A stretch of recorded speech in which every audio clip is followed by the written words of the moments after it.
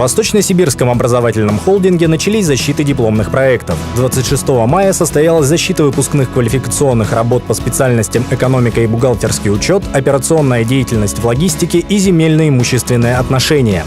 Итоговая государственная аттестационная комиссия под председательством кандидата экономических наук Константина Валерьевича Еременко, директора представительства «Аэрофлот» в городе Якутске, оценила работы выпускников на хорошо и отлично.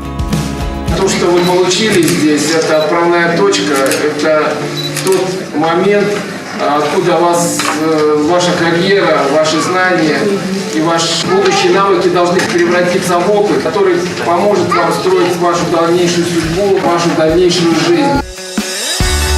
Также состоялось торжественное вручение дипломов Восточно-Сибирского института экономики и менеджмента и дипломов Московского финансово-промышленного университета «Синергия», партнеров СИЭМ по сетевой форме взаимодействия. На вручении присутствовал заместитель председателя правительства Республики Саха-Якутия Игорь Германович Никифоров, который уже не в первый раз возглавляет Государственную аттестационную комиссию. По его словам, залогом успешной учебы студента является постоянное саморазвитие. Образование не обязательно там учебник, лектор.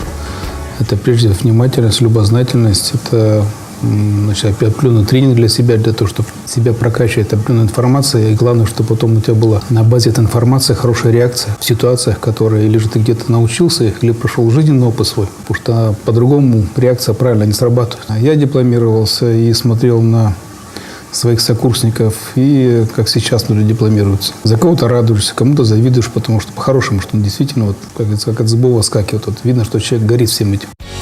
Во ВСИЭМ студенты обучаются по специальностям экономика, юриспруденция, менеджмент, земельно-имущественные отношения, право и организация социального обеспечения, экономика и бухгалтерский учет и операционная деятельность в логистике.